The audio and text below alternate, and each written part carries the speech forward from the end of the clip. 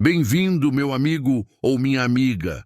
Comenta aí de onde você me assiste e se inscreve no canal se você gosta dessas histórias. Eu aprendi cedo que o luto tem cheiro. Cheira a vela derretida, a comida que vizinho traz e ninguém come, a roupa do morto ainda pendurada no cabide porque ninguém teve coragem de tirar. Cheira a flores murchando em copo d'água, a terra revolvida, a chuva que não vem quando devia vir.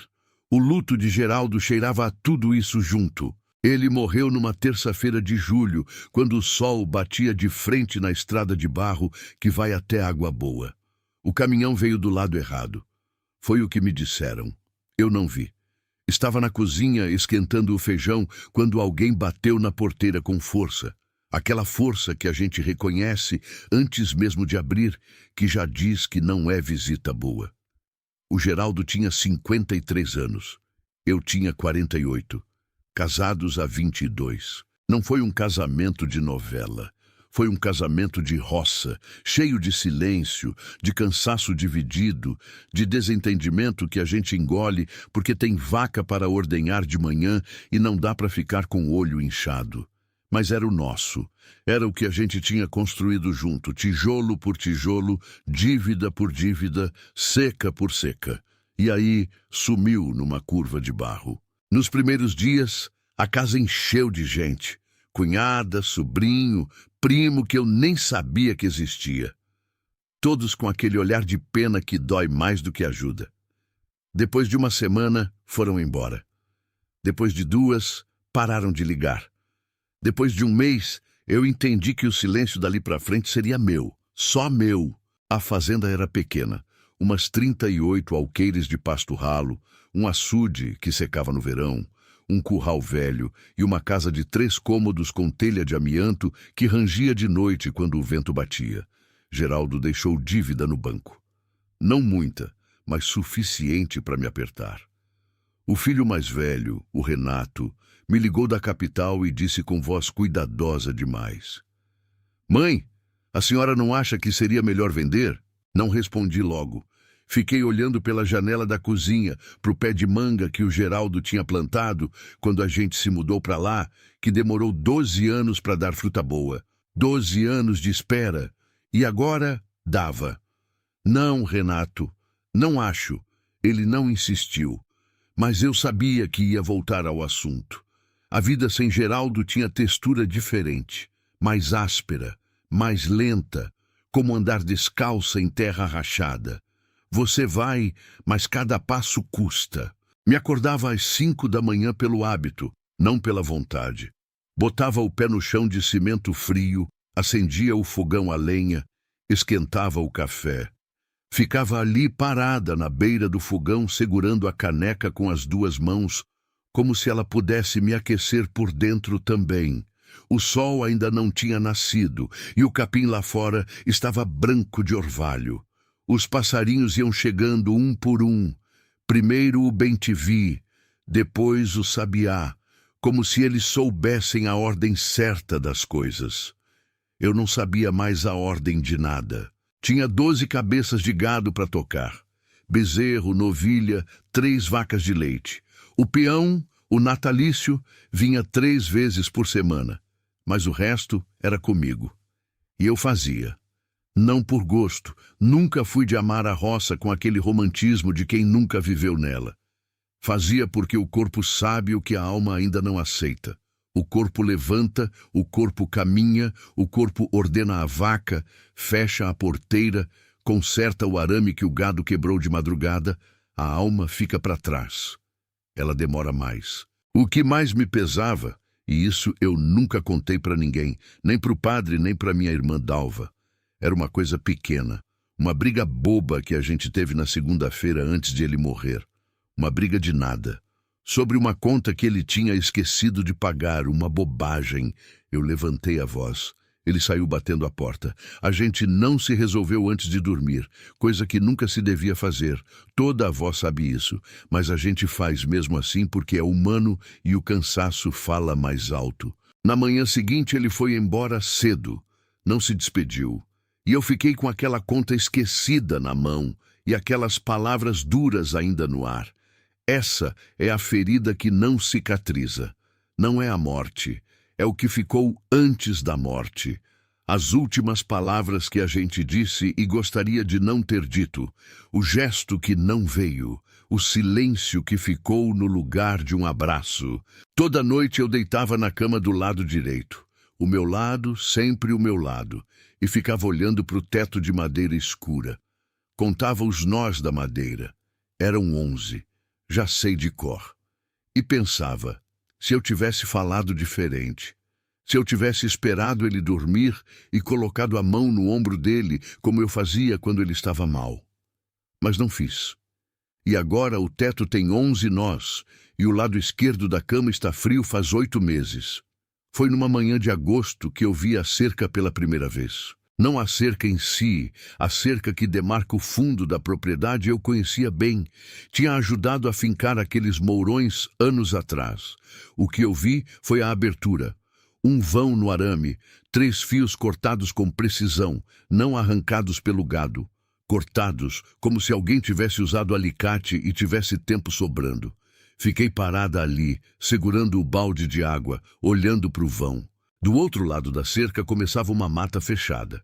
Um cerrado antigo que Geraldo sempre chamava de o fundo, como se nomear com precisão fosse dar importância demais ao lugar. O fundo era onde a gente não ia. Não por medo, a gente nunca falou assim, mas por costume, por limite. Nossa terra chegava até ali, a cerca dizia isso, e o que estava além não era nosso. Mas agora a cerca estava aberta. Chamei o Natalício na tarde daquele dia. Ele veio, olhou, coçou a nuca com aquele jeito dele de quem está pensando antes de falar. Gado não corta arame assim, dona Marlene. Eu sei. Pode ser caçador. Pessoal que entra para pegar paca, cutia. Pode ser. Mas nenhum dos dois soou convicto. Natalício consertou a cerca, fincou um arame novo, ajustou os mourões. Eu fiquei olhando para o fundo da mata enquanto ele trabalhava. O cerrado ali era denso, com aquelas árvores tortas de casca grossa, e a luz do fim de tarde entrava pelos galhos em faixas alaranjadas que pareciam dedos. No meio daquela mata, a uns 200 metros, havia algo que eu nunca tinha prestado atenção antes. Uma forma. Escura, baixa, retangular. Natalício, o que é aquilo? Ele olhou. Demorou 1 segundo. Ah, isso aí é o Rancho Velho. Sempre foi assim. Rancho de quem? Ele encolheu o ombro com aquele encolher de quem sabe mais do que diz. Sempre foi assim, dona Marlene. Desde antes do seu marido comprar a terra. Naquele dia eu não perguntei mais nada. Mas naquela noite, deitada na cama contando os 11 nós do teto, eu fiquei pensando na forma escura entre as árvores, e na cerca cortada com alicate, e no jeito que o Natalício tinha desviado o olhar quando eu perguntei. O vento bateu na telha de amianto. O sapo cantou lá fora, e eu senti pela primeira vez em 8 meses que o silêncio daquela fazenda não era vazio. Era cheio, cheio de alguma coisa que eu ainda não sabia nomear. Passei 3 dias sem ir lá. 3 dias fingindo que tinha coisa mais importante para fazer. Consertei o cabo da enxada, que estava frouxo faz meses. Lavei as cortinas da sala, aquelas de chitão desbotado que o Geraldo nunca deixou eu trocar, porque disse que eram da mãe dele. Varri o terreiro 2 vezes no mesmo dia. Me ocupei com a mão, que é o jeito que a mulher da roça tem de calar a cabeça. Mas de tarde, quando o serviço grosso acabava e o sol começava a afundar atrás do morro dos Pereiras, eu me via parada na beira do curral, olhando para o fundo da propriedade, para o cerrado fechado, para aquela forma escura entre as árvores tortas. Na 4ª manhã, peguei o facão. Não sei explicar direito por que peguei o facão. Não era para me defender. De quê? De quem? Acho que era para ter alguma coisa na mão. Quando a gente não sabe o que vai encontrar, é bom ter algo para segurar. O orvalho ainda estava no capim quando atravessei a porteira dos fundos. A cerca, que o Natalício tinha consertado, estava firme, arame brilhando no sol novo. Passei por ela com cuidado, levantei o fio do meio, me abaixei. Do outro lado, o cerrado começou logo. O chão mudou de cara imediatamente. No pasto, a terra era vermelha e pisada, dura de tanto gado andar por cima. Aqui era diferente, fofa, escura, coberta de folha seca e galho caído. Cada passo fazia barulho, um estalo seco, depois outro. E eu fui percebendo que meu coração tinha acelerado sem me avisar. Respirei fundo, cheirava a terra úmida, a folha em decomposição, aquele cheiro verde e fechado de mata que não recebe vento. As árvores do cerrado são assim. Não são altas como as da Mata Atlântica, mas são densas, enroscadas, com galhos que crescem tortos como se tivessem desistido de subir e resolvido se abraçar. A luz vinha filtrada, fatiada em lâminas finas que pousavam no chão em manchas irregulares. Inseto cantava em todo lugar, aquele chiado contínuo que a gente deixa de ouvir quando mora no campo faz tempo, mas que naquele momento eu ouvia com clareza, como se meu ouvido tivesse afinado. 200 metros não são nada no campo aberto. No cerrado fechado, 200 metros são outra coisa. Levei talvez 10 minutos abrindo passagem com o facão, desviando de galho baixo, pisando com cuidado onde o chão cedia demais. E então a mata abriu um pouco, não muito, só o suficiente, e eu vi. Era um rancho de adobe, pequeno, menor do que eu imaginava de longe. As paredes eram de tijolo cru, aquele adobe escuro que antigamente se fazia misturando barro com palha e esterco, socando em forma, secando no sol. A maioria dos tijolos estava intacta, mas a argamassa entre eles tinha cedido em vários pontos e havia fissuras largas por onde o mato tinha entrado. Raiz fina de trepadeira enfiando o dedo por toda a fresta, como se a natureza estivesse devagarzinho desfazendo o que o homem tinha feito. O telhado tinha caído pela metade. O lado direito ainda segurava algumas telhas de barro, curvadas e cobertas de líquen verde-amarelo. O lado esquerdo tinha desabado para dentro, e eu via os caibros partidos apontando para o céu como costelas. Tinha uma janela só, sem vidro, sem madeira, só o vão quadrado, escuro, olhando para frente como um olho sem pálpebra, e uma porta. A porta estava fechada. Isso me parou, porque tudo ali era abandono, deterioração, coisa que o tempo tinha largado. Mas a porta estava fechada. Uma porta de madeira escura inchada pela umidade, com uma tranca de ferro enferrujada passada por fora. Não era uma tranca sofisticada, era daquelas de portão, um ferro simples que entra num argolão, mas estava passada. Alguém tinha fechado aquela porta, e aquela tranca não estava enferrujada da mesma forma que o resto. O resto enferrujava devagar, aquela ferrugem velha, quase preta, que leva anos para tomar conta. A tranca tinha ferrugem assim. Mas quando me aproximei e olhei melhor, e meu coração deu um pulo que eu fiz questão de ignorar, havia um brilho diferente em parte da tranca. Uma área menor, mais alaranjada, de ferrugem recente. Alguém tinha mexido naquela tranca faz pouco tempo. Fiquei parada a uns 2 metros da porta. O facão pesava na minha mão de repente. O chiado dos insetos continuava igual, indiferente, e isso por algum motivo me incomodou, porque parecia que eu era a única ali que estava sentindo alguma coisa. Tem alguém? Minha voz saiu mais baixa do que eu queria, quase um sussurro. Ninguém respondeu. Só o cerrado, só os insetos. Só uma garça passando lá em cima, branca contra o azul, sem se importar com nada daquilo. Dei um passo, depois outro. Cheguei na porta. Minha mão foi até a tranca devagar, e ali, de perto, eu senti o cheiro. Não era cheiro de coisa podre. Não era aquele cheiro pesado de bicho morto que a gente aprende a reconhecer no campo. Era outro. Era cheiro de fumaça antiga, não de incêndio, de braseiro, de fogueira pequena, de coisa que tinha queimado devagar. E misturado com isso, um outro cheiro que eu demorei um momento para identificar. Vela. Cheirava a vela apagada. Eu tirei a mão da tranca. Dei 2 passos para trás sem querer, como se meu corpo tivesse decidido antes de mim. Fiquei olhando para a porta fechada, para a janela escura, para o rancho inteiro que ficava ali parado, naquela clareira pequena, como se estivesse me olhando de volta. Não hoje, eu pensei. Não sei por que pensei isso, não hoje, como se houvesse um dia certo para abrir uma porta dessas. Mas foi o que veio. Não hoje. Voltei pela mesma trilha que tinha aberto, devagar, sem correr. Porque correr seria admitir o medo. E eu tinha orgulho demais para admitir o medo para ninguém, nem para mim mesma. Mas quando saí do cerrado e pisei de volta no pasto aberto, com o sol batendo de frente no meu rosto e o gado pastando tranquilo no meio-campo, eu respirei de um jeito que me mostrou que eu tinha segurado o ar lá dentro sem perceber. Naquela tarde, fui até a casa da Dona Perpétua.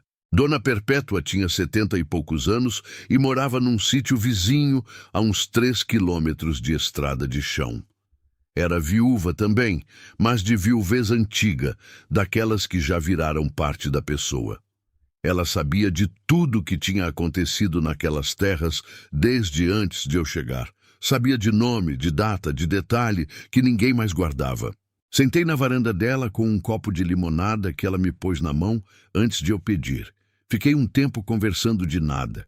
Do tempo, do preço do leite, de uma festa junina que ia ter no distrito. E então, com o cuidado de quem não quer parecer que está perguntando, perguntei: Dona Perpétua, a senhora sabe me dizer quem morou naquele rancho velho lá no fundo da minha terra? Ela não respondeu logo. Ficou balançando na cadeira de balanço dela, olhando para o terreiro. Uma galinha passou, um gato de pelo tigrado foi atrás. De onde a senhora está vindo com essa pergunta, Marlene? Fui lá hoje, olhar de perto. Ela parou de balançar. Foi sozinha? Fui. Ela ficou quieta mais um momento. Depois tomou um gole de limonada e disse, com aquela voz de quem está escolhendo as palavras com pinça: "Nali morou uma família, faz muito tempo. O homem se chamava Aniceto, trabalhava de meeiro para a fazenda que ficava onde hoje é a sua terra, quando a terra ainda era de outro dono, antes do Geraldo comprar. E o que foi deles?" Dona Perpétua olhou para mim. Os olhos dela eram pequenos, escuros, daquele escuro que guarda muita coisa. Aniceto sumiu. Uma noite foi embora e não voltou. A mulher ficou com os filhos um tempo. Depois foi embora também. Não sei para onde. Quando foi isso? Uns 30 anos atrás. Mais, talvez. Ficamos em silêncio. O sol estava descendo rápido, tingindo a poeira do terreiro de laranja. Dona Perpétua, eu disse devagar, aquela porta de lá está fechada com tranca. Ela não se mexeu. E cheira a vela apagada. Ela pousou o copo de limonada no parapeito da janela com um gesto preciso, controlado. Marlene, ela disse, e o jeito que ela falou meu nome tinha um peso diferente, como se fosse aviso. Tem coisa que a gente não abre porque quer. Tem coisa que a gente abre porque precisa. Você ainda não sabe qual desses casos é o seu. Eu quis perguntar mais, mas alguma coisa no jeito dela me disse que por hoje era isso. Voltei para casa na estrada de chão, com o sol morrendo nas costas e a poeira vermelha subindo sob os meus pés. O rancho estava na minha cabeça. A porta fechada, a tranca com ferrugem nova, o cheiro de vela. E uma pergunta que eu não tinha feito para Dona Perpétua, mas que ficou na garganta o tempo todo. Se Aniceto sumiu faz 30 anos, quem estava acendendo vela naquele rancho? Não dormi direito naquela noite. Fiquei na cama ouvindo o vento nas telhas, aquele ranger que eu já conhecia de cor, que normalmente me adormecia como um embalamento feio, mas familiar. Naquela noite, o ranger me mantinha acordada, porque entre um ranger e outro havia silêncio. E no silêncio eu ouvia coisas que provavelmente não estavam lá, ou que estavam, e era pior. Às 2 da manhã me levantei e fui até a janela da cozinha. A noite no cerrado é diferente da noite no pasto aberto. No pasto, a lua banha tudo, e a gente enxerga longe. O gado dorme em vultos escuros espalhados pelo campo. As estrelas ficam grandes. No cerrado, a escuridão é compacta. A mata absorve a luz, como se não quisesse devolver nada. Fiquei ali parada, descalça no cimento frio, olhando para o fundo escuro da propriedade. Nada. Só o vento. Só o sapo. Só a noite sendo noite. Voltei para a cama e fiquei contando os 11 nós do teto até o sono vir, devagar e sem graça, como visita que não foi chamada. Na manhã seguinte, antes mesmo do café, já sabia que ia voltar lá. Não era coragem. Quero deixar isso claro, porque sempre detestei quando contam história de mulher sozinha no campo e fazem parecer que ela é corajosa como se coragem fosse virtude simples. Não era coragem. Era aquela coisa que a gente sente quando tem uma ferida que coça. Você sabe que não devia mexer, sabe que vai doer, mas a mão vai mesmo assim, porque o não saber dói mais do que o saber. Tomei o café. Dei milho às galinhas. Passei o gado para o pasto de cima. Peguei o facão e a lanterna pequena que ficava na gaveta do armário da cozinha, desde que Geraldo colocou lá. Daquelas lanternas de pilha amarela que ele comprou na cidade e nunca precisou usar de verdade. E fui. A trilha que eu tinha aberto no dia anterior já estava um pouco mais marcada. O capim dobrado, os galhos afastados, mostrando por onde eu tinha passado. A mata tem memória curta, mas tem. Em alguns dias, ela teria fechado tudo de volta. Por enquanto, era possível seguir sem precisar do facão a todo momento. O rancho apareceu entre as árvores como antes, aquela forma baixa e escura, as paredes de adobe, o telhado partido, a janela sem olho, a porta fechada. Fui direto, sem hesitar desta vez, porque se eu hesitasse eu parava, e se eu parava eu voltava, e se eu voltava não dormia de novo. A tranca saiu com facilidade. Isso me surpreendeu. Eu esperava resistência, ferrugem emperrando, peso de coisa que não quer ceder. Mas a tranca deslizou quase suave no argolão, como se tivesse sido mexida recentemente, como eu já sabia que tinha sido. A porta, essa sim, resistiu. Empurrei com o ombro. A madeira estava inchada de umidade, deformada, e os gonzos gemeram com aquele som longo e grave que a gente só ouve em sonho ruim. Empurrei mais forte. A porta cedeu de repente, abrindo para dentro com um tranco, e o cheiro veio todo de uma vez. Vela, fumaça fria, terra fechada. E outra coisa, algo adocicado e seco que eu não soube nomear logo, mas que depois entendi que era erva. Alguma erva seca, amarrada ou espalhada ali dentro. Acendi a lanterna e entrei. O cômodo era único, menor do que parecia por fora, umas 4, 5 braças de comprimento, talvez 3 de largura. O chão era de terra batida, duro como cimento velho. As paredes de adobe tinham marcas de fuligem em vários pontos, manchas escuras em forma de lágrima, que subiam do chão até a altura da cintura. No centro do cômodo havia uma mesa de madeira rústica, grossa, do tipo que dura gerações. E em cima da mesa, ali eu parei. Ali eu segurei a lanterna com as 2 mãos, porque uma só não estava firme o bastante. Em cima da mesa havia 7 velas. Não acesas, apagadas, mas claramente recentes, o sebo ainda branco, quase sem marcas de tempo, os pavios escurecidos, mas inteiros. 7 velas brancas dispostas em semicírculo, como um altar improvisado. No centro do semicírculo havia um prato de barro, daqueles pratos fundos, rústicos, de louça grossa, e dentro do prato havia flores. Flores do cerrado, murcha, mas reconhecível, sempre viva, aquela florzinha amarela e seca que nasce no campo aberto e dura meses depois de colhida. Alguém tinha colocado aquelas flores ali.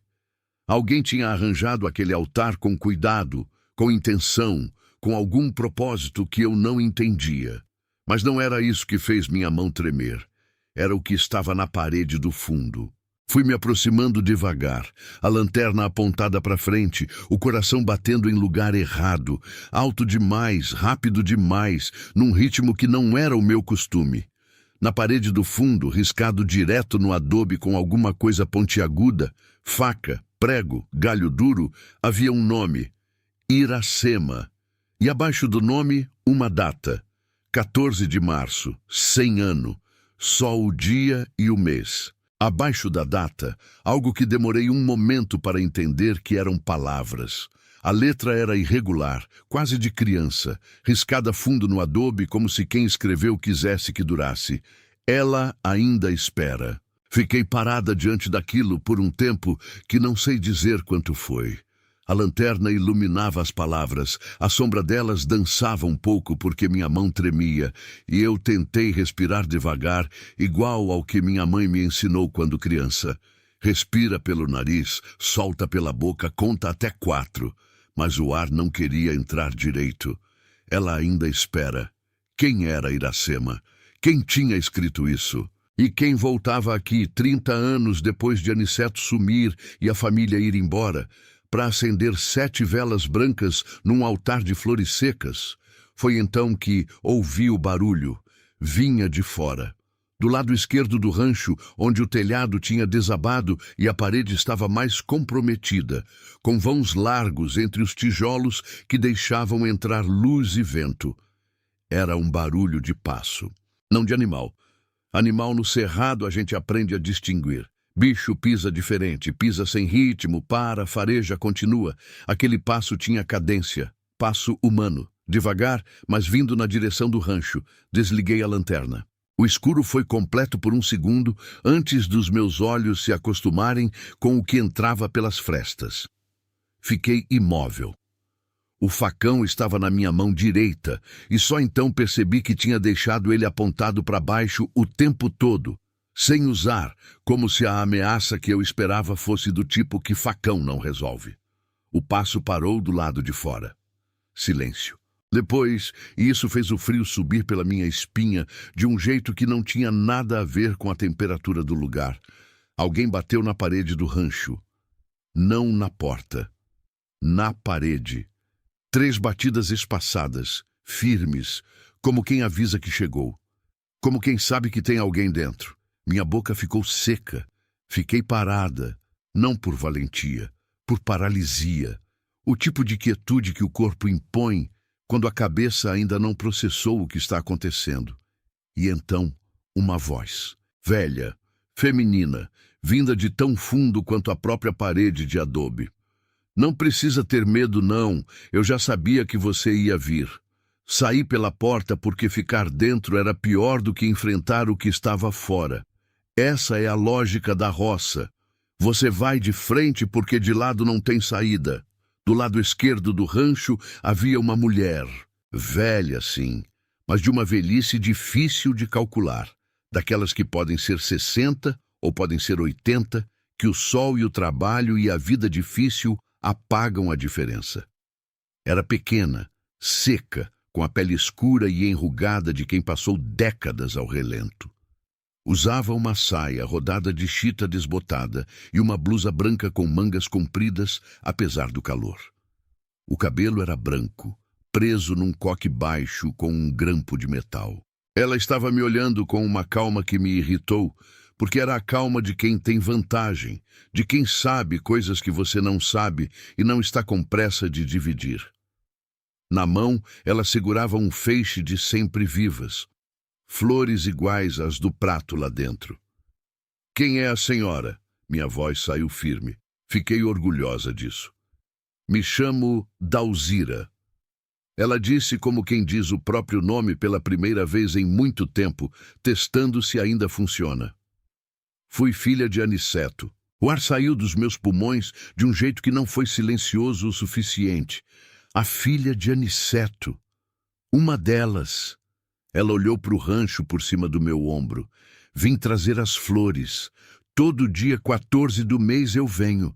Faz 31 anos que eu venho. 31 anos.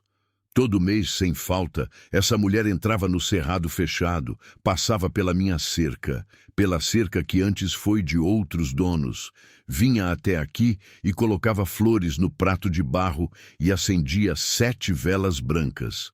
Iracema, eu disse. Quem foi Iracema? Dalzira olhou para mim. Os olhos dela tinham uma cor estranha, entre castanho e âmbar, com aquela qualidade de coisa que viu muito e não esqueceu nada. Minha irmã, ela disse, a mais nova, e ficou quieta. Igual a quem disse o suficiente, mas os dois sabem que não é. Eu segurei o facão com força, respirei fundo e perguntei o que precisava ser perguntado. O que aconteceu com ela? O vento passou entre as árvores. Uma folha seca rodou entre os dois e pousou no chão de terra escura. Dalzira olhou para o chão por um momento. Depois olhou para mim com aqueles olhos de âmbar que tinham visto 31 anos de 14 de cada mês naquele lugar. Isso, minha filha, ela disse, é uma história que precisa de sombra para ser contada e de água. Você trouxe água? Eu não tinha trazido. Então você volta amanhã, ela disse, sem cerimônia, virando de costas para mim e abrindo caminho no cerrado como se conhecesse cada galho por nome. E traz água, e tempo, porque é história comprida, e foi embora. Eu fiquei parada na frente do rancho com o facão na mão e o coração aos poucos, voltando para o lugar, olhando a figura pequena e seca de Dalzira desaparecer entre as árvores tortas do cerrado, como se a mata simplesmente a engolisse de volta. O vento bateu de novo, e as flores que ela tinha trazido, que tinham caído do feixe quando ela gesticulou, ficaram ali no chão de terra escura, pequenas e amarelas, como se alguém as tivesse semeado ali de propósito. Ela ainda espera. Eu olhei para o nome riscado na parede, visível pela porta aberta. Iracema. E pela primeira vez, desde que o Geraldo morreu, eu senti que o silêncio daquela fazenda estava me dizendo alguma coisa. Não sobre mim, não sobre o meu luto, a minha briga boba, os 11 nós do teto. Sobre outra mulher, outra ferida, outro silêncio muito mais velho que o meu. Fechei a porta do rancho, passei a tranca e voltei para casa pensando que às vezes a gente se perde na própria dor por tanto tempo que esquece que o mundo tem outras dores, mais antigas, esperando que alguém finalmente pergunte. Voltei no dia seguinte, com 2 litros de água na garrafa térmica e um pano de prato dobrado no bolso. Daquele jeito que minha mãe me ensinou de levar sempre alguma coisa quando vai à casa dos outros. Mesmo que a casa seja um rancho sem teto no meio do cerrado. Dalzira já estava lá. Sentada num toco de aroeira do lado de fora do rancho, as mãos no colo, a saia de chita arrumada como se fosse visita de domingo. Ela não estava fazendo nada, só sentada, olhando para o espaço entre as árvores com aquela calma de quem aprendeu que o tempo não é inimigo. Não se levantou quando me viu chegar. Só inclinou a cabeça levemente, como confirmação. Trouxe água, eu disse. Trouxe. Ela repetiu, como se estivesse registrando. Sentei no chão, de frente para ela. A terra estava fria ainda. A sombra do cerrado guardava o frescor da madrugada até mais tarde que o campo aberto. Um pica-pau batia longe, ritmado e persistente. O cheiro de folha úmida era forte. Dalzira ficou quieta mais um momento. Depois começou. Iracema era a caçula. Tinha 8 filhos, meu pai. E ela era a 8, a mais nova de todos. Nasceu pequenininha, deu trabalho, mas pegou. Minha mãe dizia que criança que dá trabalho para nascer é porque quer muito viver. A voz dela era baixa, monocórdia, daquele jeito de quem conta história que já contou muitas vezes dentro de si mesma e agora está só deixando sair pela boca. Iracema tinha 12 anos quando meu pai sumiu. 12, nem mulher ainda. A gente ficou aqui no rancho um tempo. Minha mãe, eu, mais 3 dos meus irmãos e a Iracema. Os outros já tinham ido embora, casado, seguido vida. A gente ficou porque não tinha para onde ir com tanta criança pequena. Ela parou, Bebeu água quando eu estendi a garrafa. Minha mãe foi se desfazendo, não do corpo logo, da cabeça primeiro. Perder homem assim, do nada, sem corpo, sem funeral, sem explicação, vai comendo por dentro. Ela ficava dias sem falar, ficava olhando para o mato como se fosse aparecer alguém. Eu entendi aquilo. Entendi com o corpo inteiro. Foi então que apareceu o homem. Dalzira falou isso com uma mudança sutil no tom, quase imperceptível, mas eu senti, como quando o vento muda de direção sem avisar. Que homem? Perguntei. Ele se chamava Toberto. Era feitor de uma fazenda grande que ficava a uns 15 quilômetros daqui. Homem de posses, de influência. Daqueles que todo mundo cumprimenta na rua com o chapéu na mão, sabe? Eu sabia. Ele veio aqui dizendo que ia ajudar, que ia dar serviço para minha mãe, que ia garantir que a gente não passasse fome. E cumpriu. Por um tempo cumpriu. Mandava cesta, mandava recado. Às vezes aparecia ele mesmo. Ela parou de novo. Olhou para as próprias mãos. As mãos dela eram pequenas, nodosas, com aquele calejamento que não é só de trabalho, é de vida inteira. Um dia, Iracema sumiu. O pica-pau parou de bater. O cerrado ficou quieto de um jeito que me pareceu proposital, como se a mata também estivesse ouvindo. Que idade ela tinha? 15 anos. 15 anos. Eu precisei segurar alguma coisa. Peguei uma folha seca do chão e fiquei passando os dedos nas nervuras dela, só para ter onde colocar as mãos. Minha mãe foi atrás de Toberto. Ele disse que não sabia de nada, que a menina tinha ido por vontade própria, que era moça levada. A voz de Dalzira não tremeu, mas ficou ainda mais baixa, como se fosse subterrânea. Ninguém fez nada. Ninguém na roça fez nada. Padre, delegado, fazendeiro vizinho, ninguém. Porque homem de posses na roça naquele tempo era mais que lei. E Iracema? Minha voz estava embargada e eu não tentei esconder. Dalzira levou um tempo. Ela voltou. 3 meses depois, voltou. Eu respirei. Mas não voltou inteira. O ar voltou a travar. Voltou calada. Voltou com aquele olhar que a gente reconhece em mulher que passou por coisa que não devia ter passado. Não falava do que aconteceu. Não falava de nada, quase. Só ficava sentada na porta do rancho de tarde, olhando para o cerrado, como se estivesse esperando alguma coisa ou alguém. E a família? O que fez? Minha mãe adoeceu de desgosto, morreu no ano seguinte. Meus irmãos foram se espalhando pelo mundo. Eu fui a última a sair. Precisei ir, tinha casado, tinha filho pequeno. Antes de ir, prometi para Iracema que ia buscar ela assim que me arrumasse. Dalzira fechou os olhos por um momento. Quando voltei buscar, ela não estava mais. Morreu? Sumiu, igual ao pai, do rancho fechado, da porta trancada por dentro, sem deixar nada, só o nome na parede. Ela mesma tinha riscado antes, num dia que eu não estava. Eu nunca soube se ela riscou o nome como grito, como lembrança ou como despedida. Ela ainda espera. Quem escreveu isso? O que está abaixo do nome? Dalzira abriu os olhos e me olhou. Eu escrevi. Quando voltei e encontrei o rancho vazio, porque eu não acredito que ela morreu. Nunca acreditei. Acredito que ela foi embora, para algum lugar onde ninguém soubesse o que tinha acontecido com ela. E enquanto ela estiver viva em algum lugar do mundo, ela ainda espera que alguém a encontre, que alguém saiba o que aconteceu e não deixe morrer no silêncio. O sol tinha subido e agora entrava pelo vão do telhado partido, em uma coluna de luz dourada, que pousava exatamente no centro do rancho, no lugar onde ficava a mesa com as velas.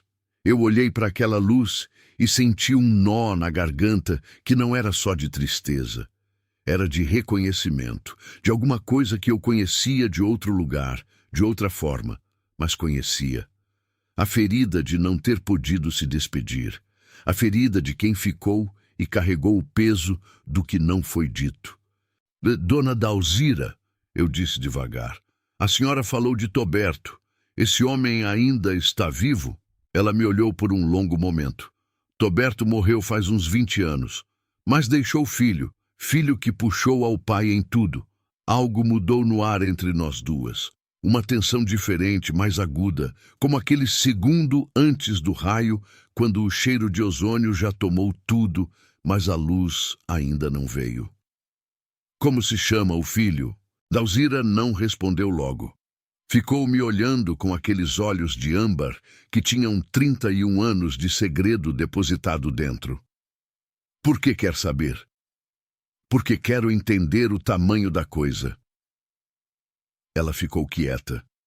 O vento mexeu nas árvores do cerrado, uma onda lenta e quente vindo do campo aberto.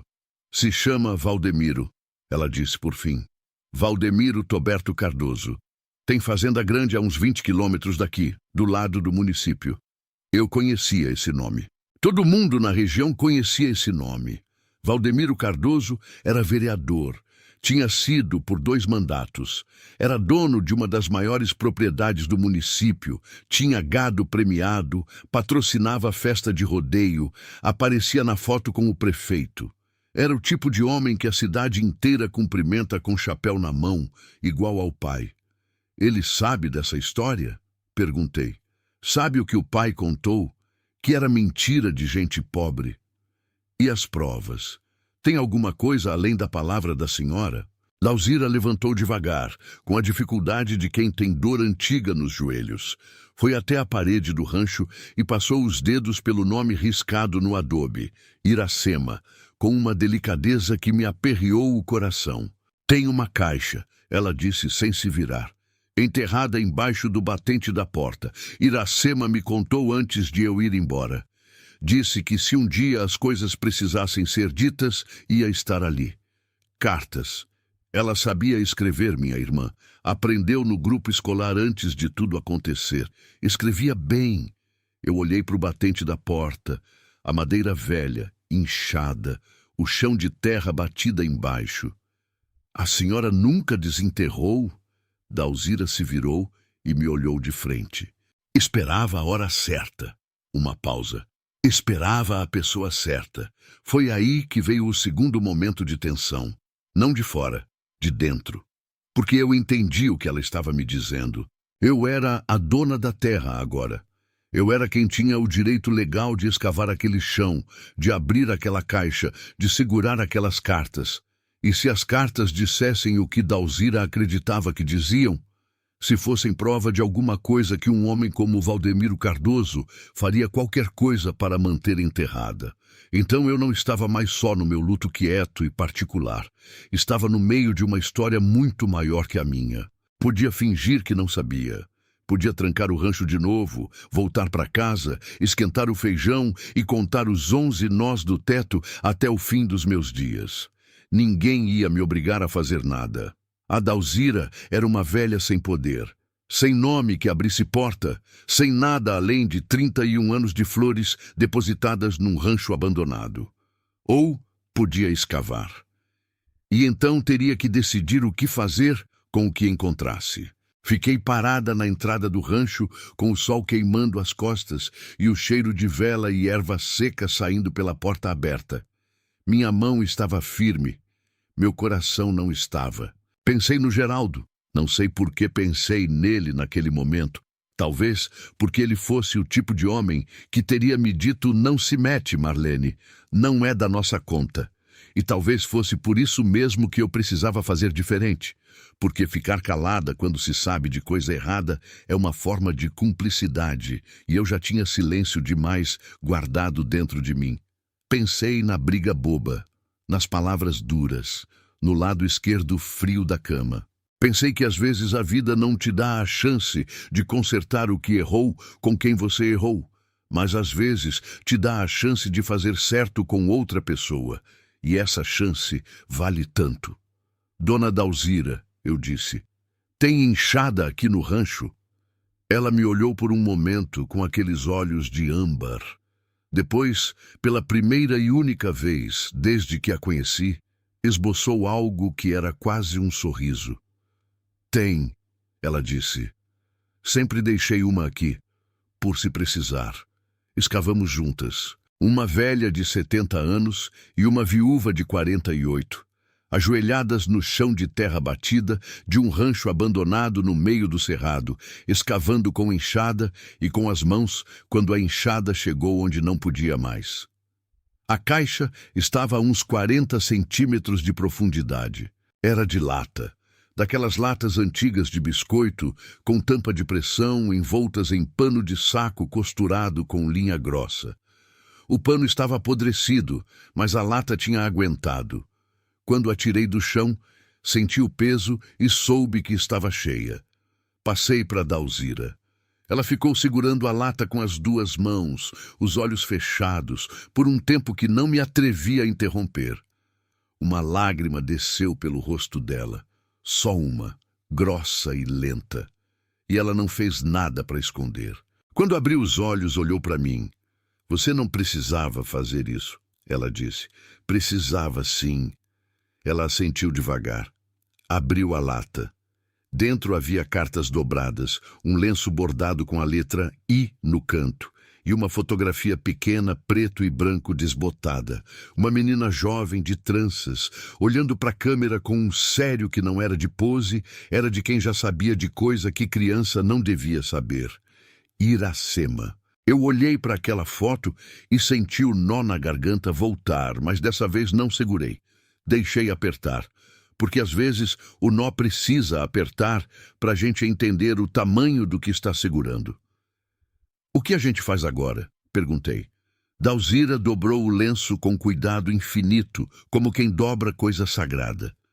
Agora, ela disse, a gente decide se Iracema vai continuar esperando.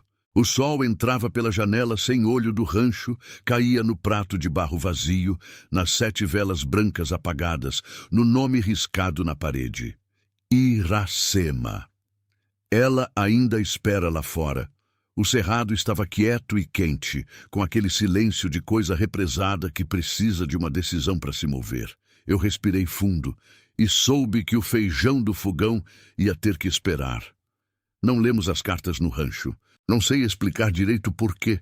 Talvez porque aquele lugar já tivesse guardado aquilo por tempo demais e não fosse justo pedir mais. Talvez porque eu precisasse de luz boa, de espaço, de chão firme embaixo dos pés para segurar o que viesse.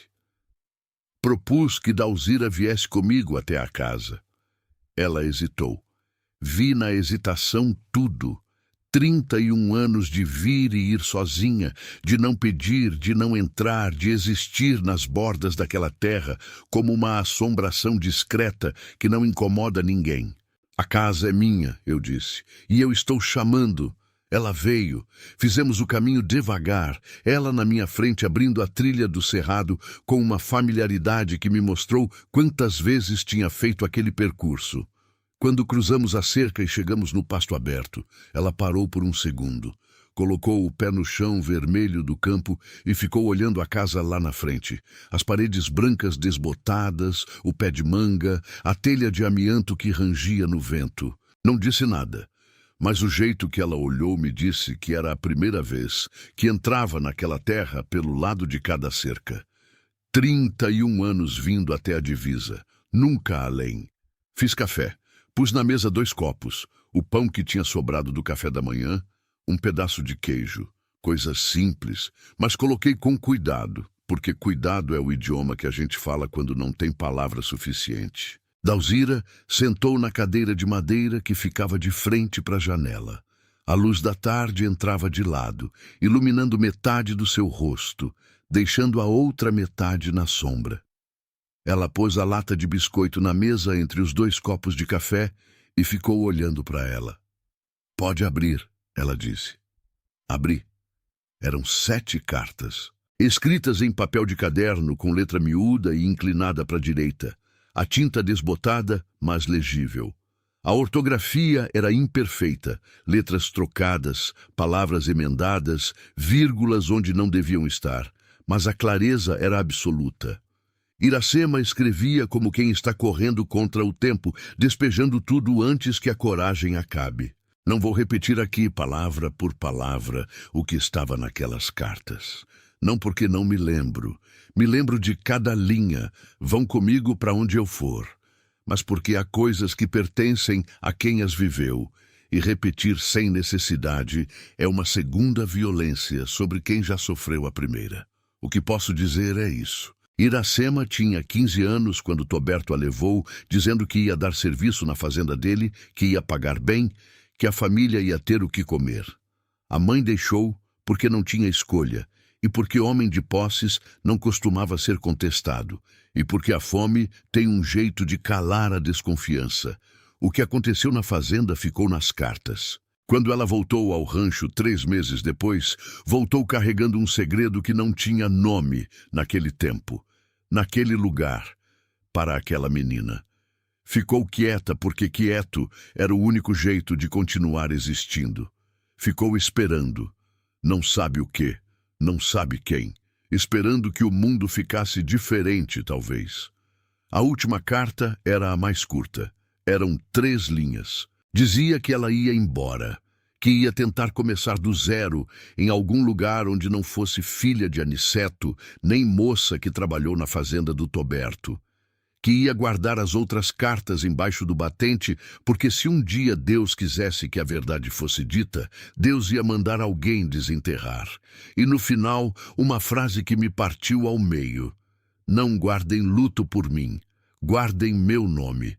Dobrei a última carta com cuidado e pus de volta na lata. O café estava frio, nenhuma das duas tinha tocado. Dalzira estava olhando pela janela para o pé de manga lá fora, as mãos no colo, quietas, daquelas quietas de quem terminou de esperar alguma coisa e agora está no instante seguinte sem saber ainda o que é. Faz 31 anos, ela disse, sem tirar os olhos da janela, que eu carrego isso sozinha. Não porque quis, porque não tinha com quem dividir que fosse capaz de fazer alguma coisa. E agora acha que eu sou capaz? Ela me olhou. Acho que você foi a primeira pessoa em 31 anos que entrou naquele rancho, viu a porta fechada e não foi embora. Ficamos em silêncio. Um silêncio denso, mas diferente do meu silêncio de viúva. Esse tinha chão. Tinha peso de coisa que vai ser resolvida, não de coisa que vai ser enterrada de novo. Valdemiro Cardoso. Eu disse o nome em voz alta, devagar, como quem está testando o tamanho da coisa. O filho do Toberto. Ele. Sei, se eu levar isso para frente, essas cartas, essa história, seu testemunho, ele vai vir em cima de mim. Homem assim tem advogado, tem influência, tem gente que faz o que ele mandar. Sei. A senhora está me pedindo para me meter numa guerra que não é minha. Dalzira não respondeu logo. Ficou olhando para mim com uma paciência que era quase desconforto. Aquela paciência de quem sabe que a pessoa está chegando sozinha onde precisa chegar e qualquer pressa atrapalha. Não estou pedindo nada, ela disse por fim. Só contei. O que você faz com o que sabe agora é escolha sua. E era completamente minha. Naquela noite, não dormi. Desta vez, não era o vento na telha, não eram os nós do teto, era a lata de biscoito em cima da mesa da cozinha, com as 7 cartas dobradas dentro e o lenço com o i bordado e a fotografia da menina de tranças que olhava a câmera com aquele sério de quem já sabia coisas demais. Fiquei sentada na cadeira da cozinha, com a janela aberta, olhando para o escuro do cerrado lá no fundo da propriedade. O céu estava limpo, cheio de estrela, daquele céu do interior que a cidade esqueceu que existe. Uma coruja cantou lá perto, aquele canto baixo e circular que a gente ouve e sente antes de identificar. Pensei nas minhas escolhas. Podia ir à delegacia do município, mas delegacia de cidade pequena tem parentesco com tudo, e Valdemiro Cardoso tinha nome grande o suficiente para que os parentescos fossem muitos. Podia sumir as cartas antes de qualquer investigação começar. Podia ir à cidade grande, à capital do estado, um promotor público, alguém que não tivesse almoçado na fazenda de Valdemiro no último rodeio. Isso era possível. Mais lento, mais difícil, mais distante, mas possível. podia não fazer nada. Essa era a opção mais fácil de entender e mais impossível de engolir, porque eu tinha passado 8 meses naquela fazenda carregando uma ferida que era minha e só minha, a briga, as palavras duras, o lado frio da cama, e tinha me afogado nela como se fosse a única dor do mundo. E, de repente, a vida tinha me mostrado que ali perto, a 200 metros de onde eu dormia todas as noites, havia outra ferida, mais velha, mais funda, de uma menina de 15 anos que tinha pedido só uma coisa ao mundo antes de ir embora: guardem meu nome. Ninguém tinha guardado. Por 31 anos, só Dalzira. Uma velha sozinha, com sempre vivas na mão, entrando no cerrado todo dia 14 do mês. E eu ia ser a segunda pessoa que voltava as costas. Levantei da cadeira, fui até o quarto, abri a gaveta da cômoda onde ficavam os documentos da propriedade, aqueles que o advogado tinha me dado quando fechei a compra da terra. Escritura, registro, tudo. Peguei o caderninho de anotações, onde eu escrevia gasto de ração, conserto de cerca, conta de luz. Abri numa página em branco e comecei a escrever tudo que Dalzira tinha me contado. Nome por nome, data por data, detalhe por detalhe. Enquanto eu escrevia, o cerrado lá fora ficava quieto e o lápis raspava no papel com aquele som seco que é um dos mais honestos do mundo. O som de coisa sendo registrada, de coisa sendo tirada do silêncio e posta em algum lugar que dura. Quando terminei, eram quase 3 da manhã. Fechei o caderninho. Pus em cima da lata de biscoito. Fui dormir. Na manhã seguinte, cedo, antes do sol esquentar, o carro apareceu na estrada. Eu estava no curral quando ouvi o motor. Um carro grande, daqueles de cabine dupla, que levanta poeira vermelha mesmo devagar. Parou na frente da porteira. Não buzinou. Ficou parado com o motor ligando como quem está esperando ser notado. Larguei o balde e fui. O homem que desceu do carro tinha uns 50 e tantos anos, gordo de bem-estar, com chapéu de couro novo e camisa social com as 2 primeiras botões abertos. Tinha aquele bronzeado de quem trabalha ao sol, mas não de joelho, de quem cavalga e manda, não de quem capina e obedece. Eu nunca tinha visto Valdemiro Cardoso pessoalmente, mas soube quem era antes de ele abrir a boca. Bom dia, ele disse com aquela voz de rádio comunitária, aquela voz que aprendeu a soar amigável porque é mais eficiente que soar ameaçador. A senhora é Dona Marlene? Sou. Valdemiro Cardoso. Estendeu a mão por cima da porteira. Não abriu a porteira. Estendeu a mão por cima como quem mantém distância calculada. Tenho terra aqui na região faz gerações. Devíamos ter nos apresentado antes. Apertei a mão porque não apertar seria mostrar a mão. Literalmente. Mahá, que bom! Minha voz saiu firme. Fiquei orgulhosa de novo. Vim conversar sobre umas terras suas no fundo da propriedade.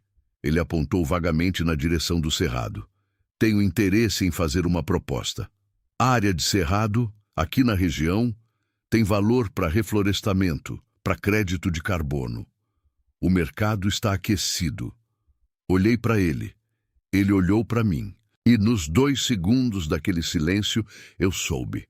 Com certeza absoluta, com aquela certeza que não precisa de prova, porque vem de lugar mais fundo, que ele sabia. Não sabia das cartas necessariamente, mas sabia que tinha algo naquele cerrado que precisava continuar enterrado. O rancho, a história, o nome da Iracema. Sabia que Dalzira continuava vindo e sabia que a dona nova da terra tinha começado a fazer perguntas. Homem assim fareja perigo antes de ver. Não estou interessado em vender, eu disse. Ele sorriu. Um sorriso de quem está acostumado a ouvir, não como primeiro movimento, não como resposta final. Nem precisa decidir agora. Deixa o meu contato. Tirou um cartão do bolso da camisa, pôs no mourão da porteira. A senhora pensa com calma. Proposta boa não precisa de pressa. Virou as costas com a calma de quem está no controle. Subiu no carro.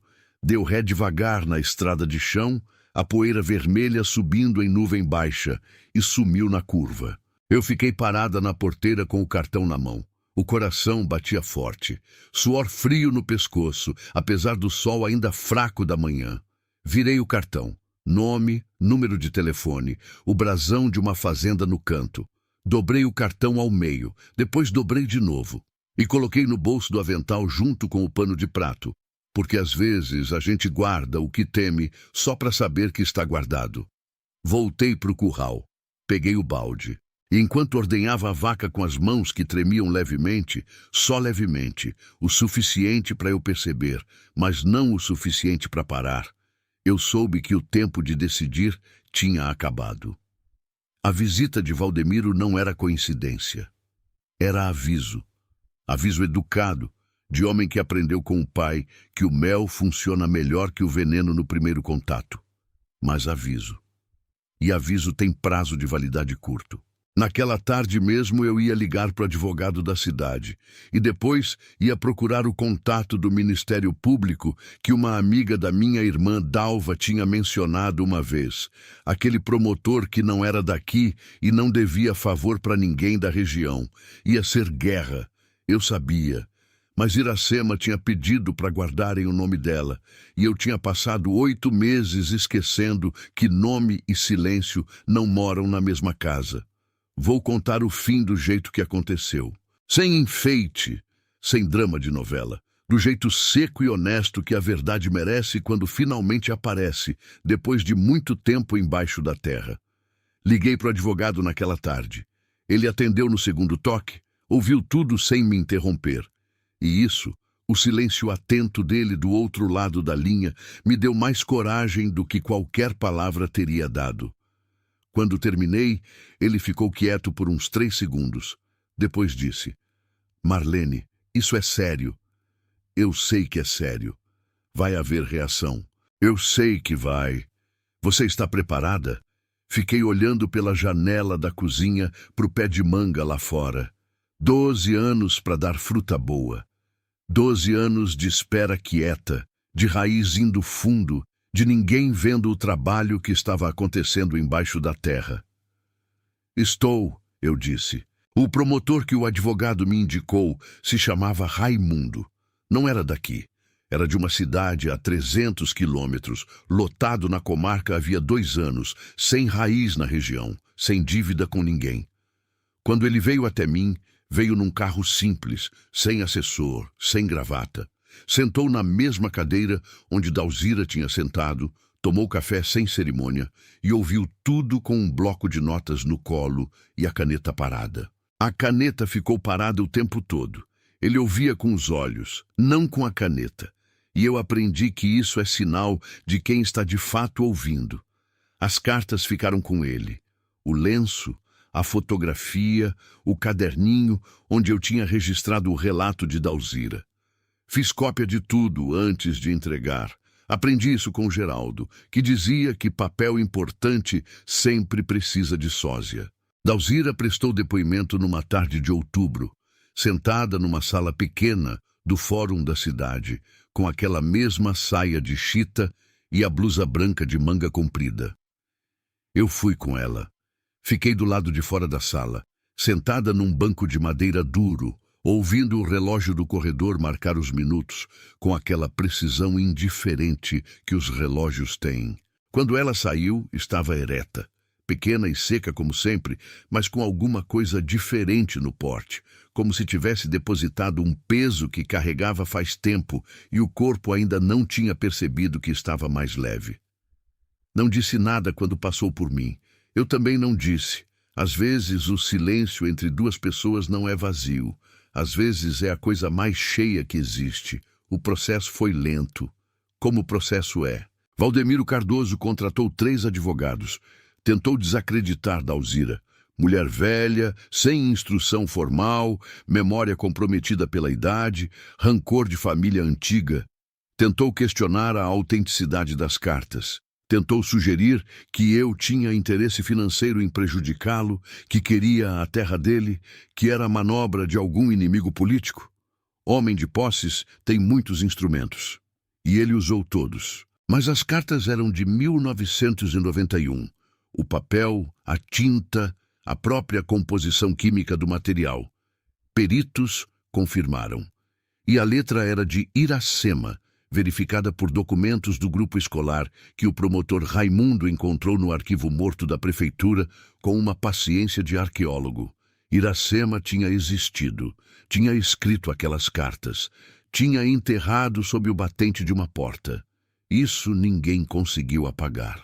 Houve uma manhã, era novembro, o calor tinha chegado de vez, aquele calor seco do pré-chuva que resseca o lábio e faz o horizonte tremer, em que acordei com barulho na porteira. 2 homens que eu não conhecia, sem identificação, sem carro na estrada. Ficaram parados na porteira me olhando por uns 30 segundos. Não disseram nada. Depois foram embora a pé, devagar, sem pressa, que é o jeito mais eficiente de intimidar, quando se quer que a pessoa entenda sem que nada possa ser provado. Fiquei com a mão na cerca da varanda até eles sumirem na curva. Depois entrei, peguei o celular, liguei para o promotor Raimundo e descrevi os 2 de ponta a ponta. Ele registrou. Disse para eu registrar boletim na delegacia da cidade vizinha, não na daqui. Fiz isso naquela tarde. Contei para o Natalício, que passou a vir todos os dias em vez de 3 vezes por semana, sem eu pedir, sem eu pagar a mais. Ele simplesmente apareceu. Às vezes, a lealdade da roça não precisa de contrato. Ela vem quando vê que a pessoa precisa e não está pedindo. Em março do ano seguinte, Valdemiro Cardoso foi indiciado. Não por tudo. O tempo tinha apagado muito, a lei tem limitações e justiça completa é rara como chuva no sertão em agosto. Mas foi indiciado. O nome dele saiu no jornal do município com uma seriedade que aquela família nunca tinha enfrentado antes. A fazenda dele foi investigada. Outras mulheres apareceram, não da época de Iracema, mas de épocas mais recentes. E o que elas trouxeram era do tempo ainda dentro do prazo da lei. Eu não vou dizer que o mundo ficou justo. O mundo não fica justo de uma vez só. Fica mais honesto, um pedaço por vez, quando alguém decide que o silêncio tem prazo de validade. A última vez que vi Dalzira foi num dia 14 de abril. Dia 14, o dia dela, o dia de Iracema. Fui ao cerrado antes dela chegar. Limpei a trilha, cortei os galhos que tinham fechado depois das chuvas de fevereiro. Varri o chão dentro do rancho, tanto quanto dava para varrer chão de terra batida. Troquei as velas, pus 7 novas, brancas, no lugar das antigas que eu tinha deixado como estavam por respeito.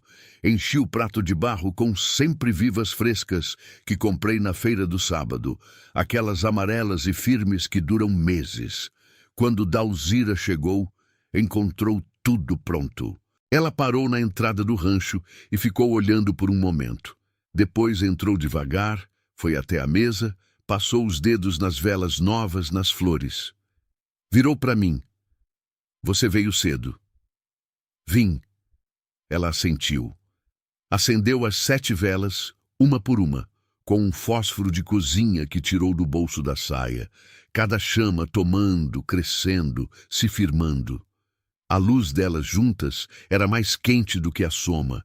Tinha aquela qualidade de coisa viva que só fogo tem. Ficamos as 2 em silêncio por um tempo, de frente para as velas acesas, com o cheiro de cera quente, misturado com sempre viva e com a terra úmida do cerrado que as chuvas de fevereiro tinham deixado. Acha que ela ainda está viva? Perguntei baixinho. Dalzira ficou um momento. Não sei, ela disse. E disse com uma honestidade tão limpa que doeu bem. Já devia ter uns 70 anos. Pode estar. Pode não estar.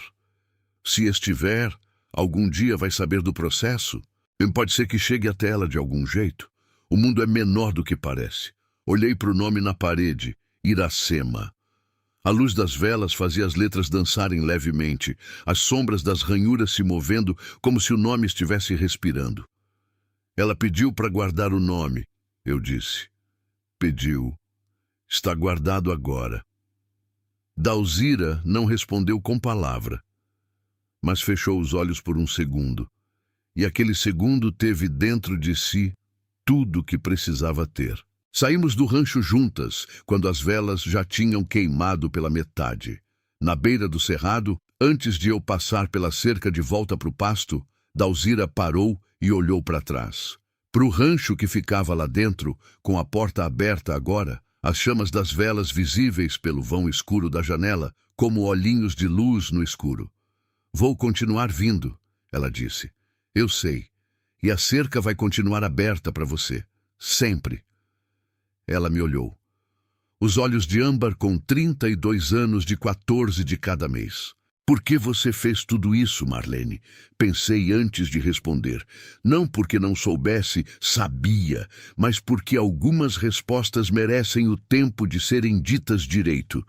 Porque eu passei 8 meses afogada na minha própria dor, disse, achando que era a dor maior do mundo. E aí a vida me mostrou que a dor maior do mundo estava a 200 metros de onde eu dormia, e ninguém tinha dado atenção para ela em 31 anos. Fiz uma pausa. E porque uma mulher me disse uma vez que terra boa merece quem fica. Acho que história boa também merece quem fica com ela. Dalzira ficou me olhando por um momento. Depois, sem avisar, colocou a mão no meu rosto. A mão nodosa, pequena, calejada de décadas, e ficou ali por 2 segundos com aquela mão no meu rosto, como se estivesse me reconhecendo por tato. Depois tirou a mão, virou de costas e foi embora pelo cerrado com o passo firme de quem conhece o caminho de olhos fechados. Eu fiquei parada na cerca por um tempo depois que ela sumiu entre as árvores. O sol estava no meio do céu, branco e direto, sem sombra, daquele sol de abril que já tem gosto de seco chegando. O capim do pasto ondulava levemente, o gado pastava no fundo, os chocalhos tinindo de longe em ritmo irregular e tranquilo. Tem uma coisa que eu não falei ainda, que fica para agora, porque algumas coisas precisam ser ditas por último para ter o peso certo. Num dia de junho, 2 meses depois da última vez com Dalzira, chegou uma carta. Sem remetente, postada de uma cidade do sul do Paraná que eu precisei procurar no mapa, uma cidade pequena de nome difícil, perto da fronteira com o Paraguai. Dentro tinha um papel dobrado uma vez, só uma frase, escrita com letra de adulto velho, trêmula, mas firme. Obrigada por não esquecer, sem nome, só isso. Fiquei sentada na cadeira da cozinha com aquele papel na mão por um tempo que não sei dizer quanto foi. O café esquentando no fogão. O bem-te-vi cantando lá fora. A luz da manhã entrando pela janela em faixa oblíqua e pousando na mesa de madeira como se soubesse onde precisava pousar. Era de Iracema? Eu não sei. Nunca vou saber com certeza. Poderia ser Dalzira, que às vezes protegia os outros da emoção grande, fingindo que a emoção não era dela. Poderia ser coincidência. Algum outro silêncio de alguma outra pessoa que o processo tinha tocado sem eu saber. Poderia ser muita coisa. Mas guardei o papel. Dobrei com cuidado, coloquei dentro da lata de biscoito junto com as cartas de Iracema, o lenço bordado, a fotografia da menina de tranças sérias. Fechei a tampa. Pus no alto do armário da cozinha. Às vezes tiro para olhar, não para entender. Entender não vem mais. Já aceitei isso. Para lembrar que foi real, que aconteceu. Que uma velha de saia de chita entrou na minha vida com flores de sempre viva na mão e me tirou do centro da minha própria dor, me mostrando que o mundo é maior do que a gente vê quando está machucada. O Geraldo, preciso terminar com ele, porque foi com ele que eu comecei. Uma noite, já no fim do ano, acordei no meio da madrugada do jeito que acontece às vezes, sem barulho que justifique, sem sonho que lembre. Só acordei. Fiquei deitada olhando para o teto. Os 11 nós da madeira escura. E pela primeira vez, desde que ele morreu, não fiquei contando os nós com aquela angústia de quem está tentando não pensar no que estava pensando. Fiquei olhando para eles com uma quietude diferente. Como quem olha para uma paisagem conhecida e encontra beleza que o hábito tinha escondido. 11 nós. Madeira boa, escura, daquelas que duram. Pensei na briga, nas palavras duras, no lado esquerdo frio. E pensei, pela primeira vez de verdade, não como exercício de autoconvencimento, mas de verdade, que o Geraldo era homem de imperfeições reais, e que eu era mulher de imperfeições reais, e que a gente tinha vivido junto 22 anos com todas essas imperfeições divididas, e que isso não era falha, era vida. Vida inteira e honesta, com briga e com reconciliação, com silêncio e com conversa, com amor que às vezes não sabia o nome que tinha, mas estava lá. Uma briga não apaga 22 anos. Demorei 8 meses e uma história de outra mulher para entender isso. Virei para o lado esquerdo da cama. Coloquei a mão aberta no travesseiro dele, que eu nunca tinha conseguido tirar do lugar, que ainda cheirava levemente ao perfume barato que ele usava, aquele de frasco verde que comprava na farmácia do município. Fiquei assim por um tempo. Não chorei.